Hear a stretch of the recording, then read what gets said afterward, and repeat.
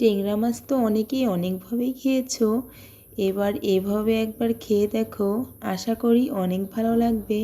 Hello বন্ধুরা, আসসালামু আলাইকুম। কেমন আছো সবাই? আজ আমি তোমাদের সাথে শেয়ার করব দারুণ মজার এক রেসিপি। এভাবে রান্না করে দেখো, যে খেতে চায় না সেও খাবে। তো চলো চলে যাই মূল রান্নায়। রান্নার জন্য আমি এখানে নিয়ে নিয়েছি প্রায় 250 গ্রাম টেংরা মাছ, কেটে ধুয়ে পরিষ্কার করে, এবং নিয়ে নিয়েছি ব্রোকলি এবং আলু টুকরো করে কেটে ধুয়ে পরিষ্কার করে নিয়েছি।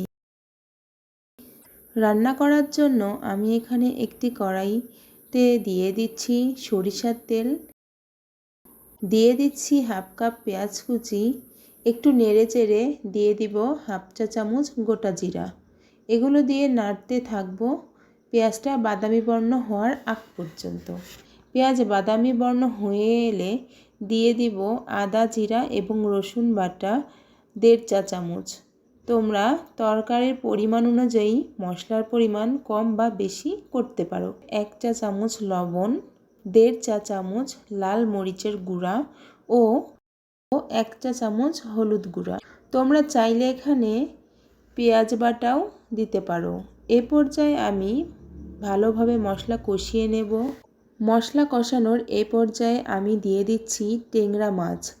এ সময় অবশ্যই চুলার জালটি কমিয়ে দিতে হবে, না হলে কিন্তু মাছগুলো ভালোভাবে মশলার সঙ্গে কষানো যাবে না, পুড়ে যাবে। বন্ধুরা, তরকারির স্বাদ ভালো হওয়ার জন্য কিন্তু মশলা এবং তরকারি কষানোটা খুবই গুরুত্বপূর্ণ। মশলা এবং তরকারি কষানো যত ভালো হবে, তরকারি কিন্তু তত বেশি সুস্বাদু হবে। আমি মাছগুলো এখানে কষিয়ে নেব। কষানো হয়ে গেলে মশলা থেকে মাছগুলো উঠিয়ে নিব। অবশিষ্ট মশলার মধ্যে কেটে রাখা ব্রোকলি ও আলু দিয়ে দেব। এবার এগুলো আমি ভালোভাবে কষিয়ে নেব। তরকারিটি ভালোভাবে কষানো হয়ে গেলে আমি দিয়ে দেব পানি, এবং তোমরা পানির পরিমাণ তোমাদের তরকারি অনুযায়ী দিও এবং ঝোল যে যেমন খেতে চাও সেই অনুযায়ী দিও।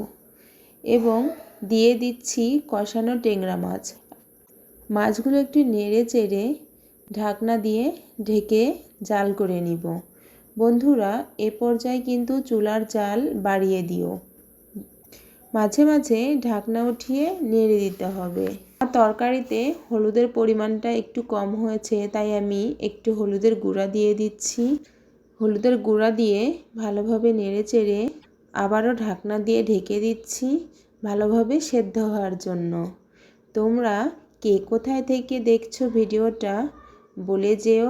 ভালো লাগলে লাইক সাবস্ক্রাইব করে পাশে থেকো। তোমাদের দোয়া এবং ভালোবাসা পেলে আরও নতুন নতুন মজাদার রেসিপি নিয়ে হাজির হব ইনশাল্লাহ। তো দেখো, আমার রান্নাটা কিন্তু শেষ হয়ে গিয়েছে। বলো তো তরকারি কালারটা কেমন হয়েছে? সকলেই ভালো থেকো। আল্লাহ হাফেজ।